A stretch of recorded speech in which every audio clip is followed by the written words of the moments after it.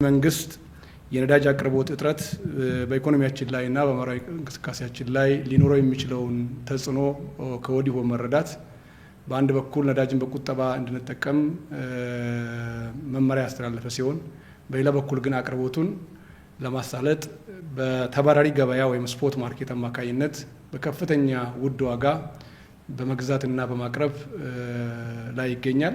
እስካሁን መንግስት ወደ 262 ቢሊዮን ብር ገደማ ነዳጅ ለመደጎም ጥረት አድርጓል። አሁን ላይ በየወሩ ከ15 እስከ 20 ቢሊዮን ብር ገደማ በመደጎም ላይ እንገኛለን። በእኛ ሀገር ሁኔታ ከሌሎች ሀገራት በተለየ ሁኔታ ልንከተል የፈለግነው ማህበራዊ እንቅስቃሴዎችን መክታት፣ ኢኮኖሚያዊ እንቅስቃሴ መክታት ሳይሆን ይህንን ፈተና ከዜጎች ጋራ በትብብር በመሆን ከህዝቡ ጋራ በትብብር በመሆን በመረዳዳት መንፈስ መንግስት የሚያቀርበውን ነዳጅ በቁጠባ የመጠቀምና ለወሳኝ ኢኮኖሚና ማህበራዊ አውታሮች ቅድሚያ የመስጠት የፕራዮሪታይዜሽን ስራን እንደ ትኩረት የምንከተል መሆኑን ለማንሳት እፈልጋለሁ። በሌላ በኩል በየማደያዎቹ የሚተገበር ነዳጅ አጠቃቀም ቅደም ተከተል ለይተናል። ሁለተኛው ውሳኔያችን ይህ ማለት ከዛሬ ጀምሮ የነዳጅ ማደያዎች አሁን በሚገልጸው ቅደም ተከተል ብቻ ነዳጅ የሚያቀርቡ ይሆናል። አንደኛው ቅድሚያ ማግኘት ያለበት ከነዳጅ አንጻር ነዳጅ የሚያጓጉዙ ቦቴዎችን፣ ሁለተኛው ከፍተኛ የአምራች ኢንዱስትሪዎችና የኤክስፖርት ድርጅቶች ቅድሚያ እንዲያገኙ ይደረጋል። ሶስተኛው በግንባታ ላይ ያሉ ልዩ ትኩረት የሚሹ የመንግስትና ቁልፍ የግል ፕሮጀክቶችም ጭምር በነዳጅ ምክንያት እንዳይቆሙና እድገታችን እንዳይጎዳ በከፍተኛ ጥንቃቄ ነዳጅ መቅረብ መቻል አለበት። 2 እና 3 ላይ ያሉት በቀጥታ ተጠቃሚ ማዕቀፍ የሚስተናገዱ ሲሆን በማደያ የሚስተናገደው ቁጥር 1 ላይ ያስቀመጥኩት ነው። 4ኛ ላይ የገቢና የውጭ ምርት፣ የመሰረታዊ ፍጆታ ምርቶች እና ሸቀጣሸቀጦች እየጫኑ የጭነት ተሽከርካሪዎች ቅድሚያ ማግኘት መቻል አለባቸው።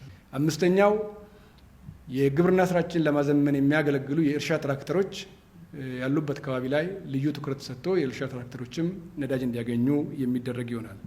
በ6ኛነት የህዝብ ማጓጓዣ የከተማ የህዝብ ማመላለሻ ተሽከርካሪዎች፣ አገር አቀፍና የከተማ የህዝብ ማመላለሻ ትራንስፖርት ባሶች በ6ኛ ደረጃ ትኩረት ሰጥቷቸው ነዳጅ እንዲያገኙ የሚደረግ ሲሆን በ7ኛ ደረጃ በናፍጣ የሚሰሩ ሌሎች ለህብረተሰብ ግልጋሎት የሚመጡ ተሽከርካሪዎች በቅድሚያ ሊስት ውስጥ ከ1 እስከ 7 የተዘረዘሩ ስለሆነ በእነኚህ ዝርዝር መሰረት ብቻ ማደያዎች በቅደም ተከተል እንዲሰሩ ይጠበቃል። ከዛሬ ጀምሮ በሚኒስቴር መስሪያ ቤታችን ስር የሚደራጅ የሁኔታዎች መከታተያ ልዩ ክፍል ከተለያዩ አግባብነት ያላቸው የፌዴራልና የክልል ተቋማት አማካኝነት ተውጣቶ ነዳጅ በማዕከላዊነት የሚመራበት የመረጃ ተደራሽነቱም ከማዕከል ከአንድ ምንጭ ብቻ የሚቀዳበት ለሚዲያ ለህብረተሰቡ የሚገለጹ ገለጻዎች ሁሉም እንዳፈተተው የሚገልጽበት ሳይሆን ከአንድ ማዕከል የሚቀርብበት ሁኔታ ተመስርቷል።